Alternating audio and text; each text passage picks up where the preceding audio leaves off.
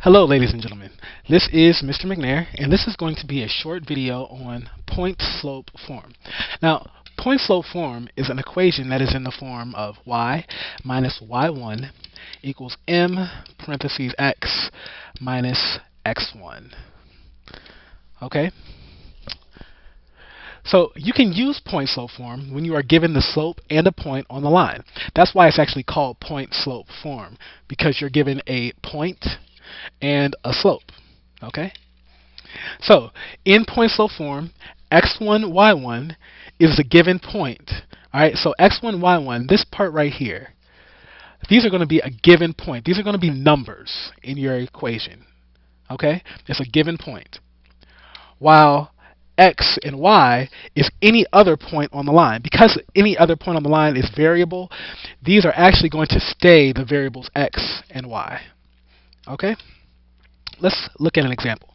Write an equation in point-slope form that passes through -3.7 with a slope of -1/3. Well, we know that our point-slope form is y minus y1 equals m parentheses x minus x1. Okay? Now, like I told you before, x1 and y1 are going to be a point that's given on the line. So we know that x1, y1, in our case, is going to be this point right here, -3.7. That's the point that's given. So this is our x1, this is our y1. And then obviously the slope, m, is going to be -1/3. Now, I told you before that x and y, these values x and y, they're going to stay x and y because that represents any other point.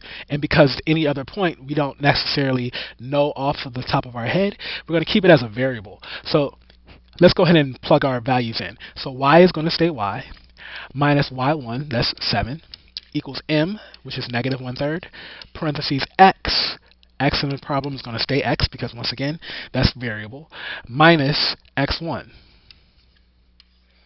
Alright, and there we go. That's our point-slope form. Now, the only thing that I would change in this problem is the fact that minus and negative, and you should change this, minus and negative becomes a what? A plus. So we want to go ahead and rewrite, instead of minus -3, let's rewrite that as just +3. So this would be our final answer for our point-slope form. Alright. This problem says write an equation in point-slope form that passes through 4, 1 and 8, -5. Now remember, point-slope form, you need two things. You need a point and you need a slope. Well, do we have a point? Well, yes, we have actually an abundance of points. We have two. We only need one. Do we know what the slope is? Well, no. But you can find out the slope when you're given 2 points by the equation y2 minus y1 over x2 minus x1. So let's go ahead and label our points here. So this is x1, this is y1, x2 is here, y2 is there. Once again, it doesn't matter which one you label x1, y1, and x2, y2, as long as you're consistent in that labeling. So y2, -5, minus y1, 1, over x2, 8, minus x1, 4. -5 minus 1, that's -6. 8 minus 4, that's 4. -6 divided by 4, that simplifies to -3 halves, -3/2. So there we go. That's our slope. Now that we know our slope, we have our slope, and we have 2 points that we can choose from. It does not matter which point you use. You can use either this point or this point. Does not matter. Alright, I'm going to go ahead and just use this point for right now, simply because it has the x1, y1 already labeled in it. Okay, so point-slope form is y minus y1 equals m parentheses x minus x1. So let's plug in our point. Y, well, y is going to stay variable, minus y1, in our problem we're going to use 1, equals m, -3 halves, parentheses x, minus x1. We're using that x1, so that's 4. So there we go. That's our point-slope form. Alright, now part B of this problem says rewrite the equation in slope-intercept form. So they want to take the equation that we already have and they want us to rewrite it into slope-intercept form. Now remember, slope-intercept form is y equals mx plus b. And in slope-intercept form, you get y, you have y by itself. So that's really all we really need to do in our new problem here. We're just going to take this equation, y minus 1 equals negative 3 halves x minus 4, and we're going to get y by itself. Now, before we get y by itself, what do we need to do? Well, on the right, we actually need to distribute first. So we're going to get y minus 1 equals negative 3 halves times x. Well, that's negative 3 halves x. And negative 3 halves times negative 4, well, that's going to be positive 6. All right, now you have that. You go ahead and get y by itself. We need to remove that minus 1 there. So how do we get rid of a minus 1? Well, we're going to add 1 to both sides. So these cancel, leaving you with y on the left and negative 3 halves x plus 7 on the right. And now that is in slope-intercept form.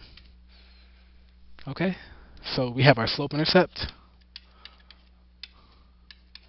and we have our point slope here. Okay, great. Number 3, graph y plus 2 equals negative 1 half parentheses x minus 3. Well, if you're graphing using point slope form, the easiest way to do this problem is to extract the point and the slope.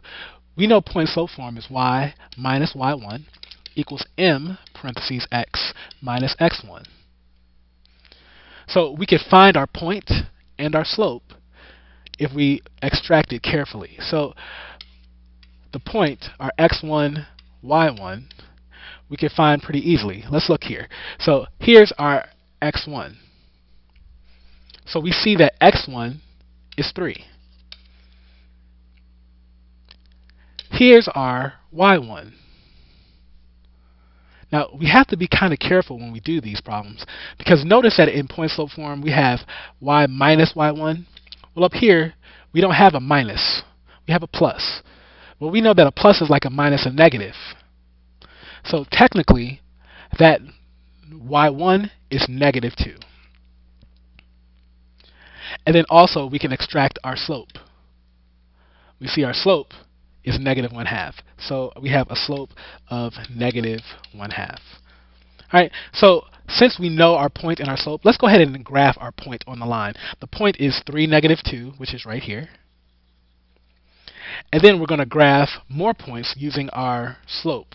And we know slope is rise over run.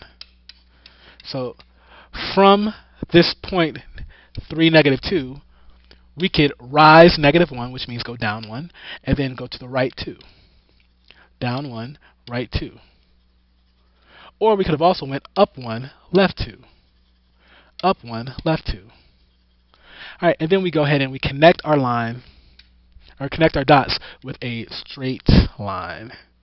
Alright, don't forget, put arrows at the end of your line to signify that you know that that line is going to go on and on forever in both directions.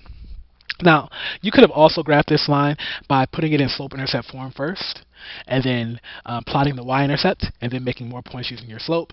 But I usually find that this way is a little easier when it's already in point slope form. Alright, hopefully this has been helpful to you. Have a great day.